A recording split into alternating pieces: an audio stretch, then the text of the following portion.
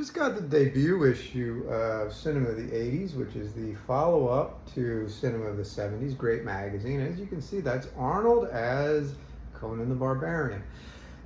Ironically, I just saw a 35 millimeter screening of Conan over at the New Beverly Theater, and it was a lot of fun. It was the first time I'd seen the movie, maybe about 15 years. I got the Blu-ray or the DVD or whatever.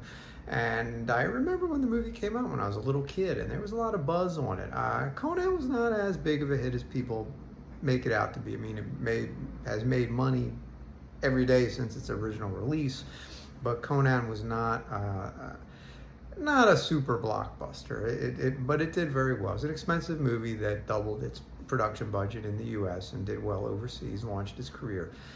Is it a fun movie? Yeah, it's fun. It's a great movie. Is the script good?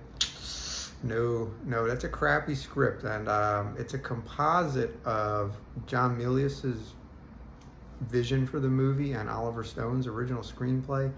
Stone's screenplay turned up on eBay about 20 years ago, maybe earlier, and I didn't buy it, and I should have, because I've never seen it up for sale. I've never seen it online yet, and that's kind of a disappointment. Maybe one day I'll see what Stone did.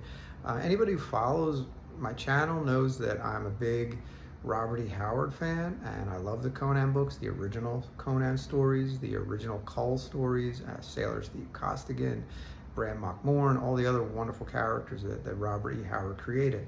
The Conan of the movie, the 1981 movie, 82 movie, that ain't Conan. Milius was not a fan. He didn't read Robert E. Howard, and it shows. The film is still enjoyable. The script is clunky. The dialogue is dopey. The performances are a little wooden, although Arnold's pretty cool in spots, and James Earl Jones is kind of malevolent. But I think the supporting cast really stole the show, like Sundal Bergman and the actor that played the Archer. Unfortunately, his name escapes me right now. Mako was in the film. He was great. Very good supporting cast. Good stuff. What's really good about it is the action scene. Well, of course, the soundtrack. The soundtrack really makes it great, and it's got a lot of awesome action, and that was a very 80s thing. The 80s was the classic era of over-the-top action. Now, myself personally, the action movies of the 70s, I think, were better. They were far more cynical. They were far less over-the-top. But the 80s kind of cranked up the fun and cranked up the craziness and cranked up the people jumping on cars and jumping out of windows 700 feet in the air and nobody dies. Of course it was wacky, but you know what? It made tons of money. The action genre was a monster money maker in the 1980s.